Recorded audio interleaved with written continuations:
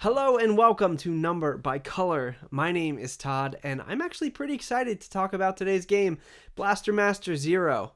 I've mentioned in the past that I started playing video games at a young age. My first console was the NES, and the original Blaster Master was, for some reason, one of my favorite games. I'm not really sure why though, because it is so hard. I don't think I ever even got halfway through it. But I digress. Today we're not talking about the original, we're talking about the remake. Or is it a reboot? Either way, it's an awesome game that takes aspects from different parts of the Blaster Master extended universe and still manages to be a faithful recreation of the original game, but this time with modern controls and quality of life features. The best part is that you can finish this game in under 10 hours, but enough with the preamble, let's take a look at the game.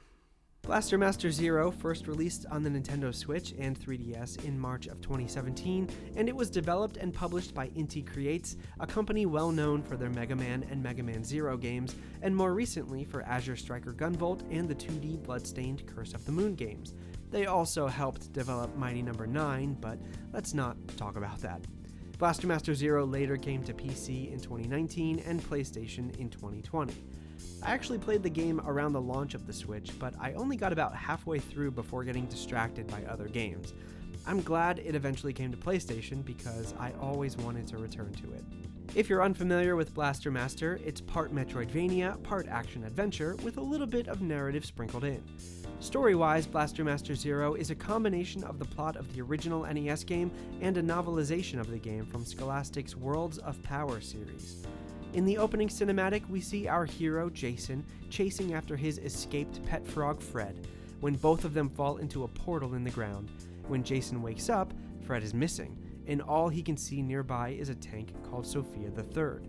Jason gets in that tank and proceeds to search for his missing frog, fighting mutant creatures along the way. Yes, that is the actual plot of the game. For as odd as that initial setup is, there are some interesting events that happen here and there that help give purpose to your journey. Eventually you meet Eve, an android who helps you in your search and is able to upgrade your weaponry. And you'll also discover more about why the mutants are here and why you need to stop them.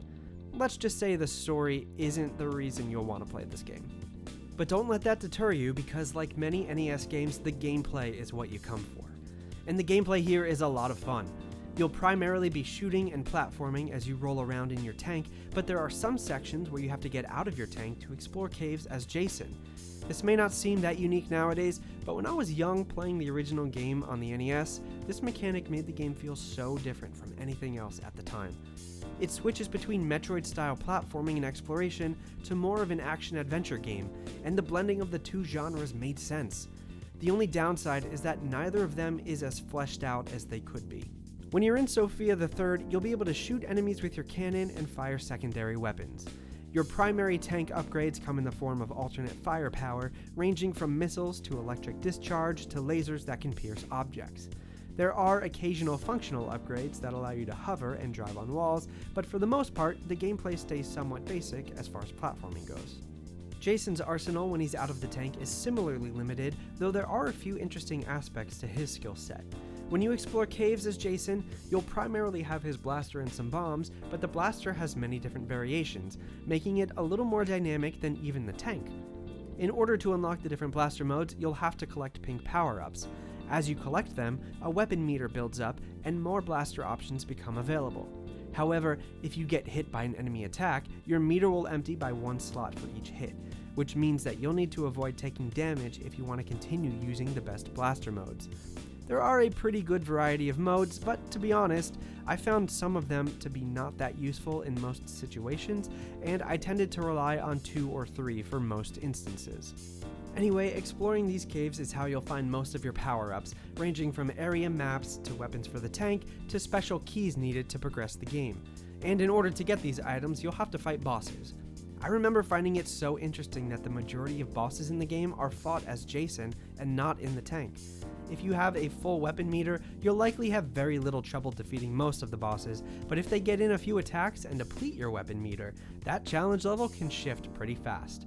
I'd say the difficulty level is fair, but if you're able to keep your meter full, some bosses only take a few seconds to defeat. I didn't have a problem with this, but I also wasn't looking for an insane challenge. This game is definitely way easier than the original, or rather, I'd say it's way more accessible. Overall, I'd say general exploration is fun. It never requires pixel-perfect precision, and even in more difficult situations, I never felt frustrated or that the game was being unfair. It could be taken as a positive or negative, depending on what you're looking for in this kind of game, but I personally enjoyed it for what it was. After all, it's a faithful remake of an NES game. I can't fault it for still being a bit simplistic. I've stated many times before that pixel art is probably my favorite style for games, and this game has great art direction. It is a bit basic, but you can clearly tell that the aesthetic of the original game has been preserved, and Inti Creates did a fantastic job at also giving everything an updated look, from Sophia the Third to the level layouts to the boss designs. It makes me feel nostalgic playing this game, even when I'm experiencing aspects that weren't in the original. For trophy hunters, this game may or may not make you frustrated, depending on how you view trophies. For one thing, there's no platinum trophy. The majority of trophies come from simply playing and finishing the game, though there are a few that require you to play through multiple times. But because the game is so short, I'm not really that bothered by it. However, I did find the boss rush trophy to be pretty difficult, so good luck.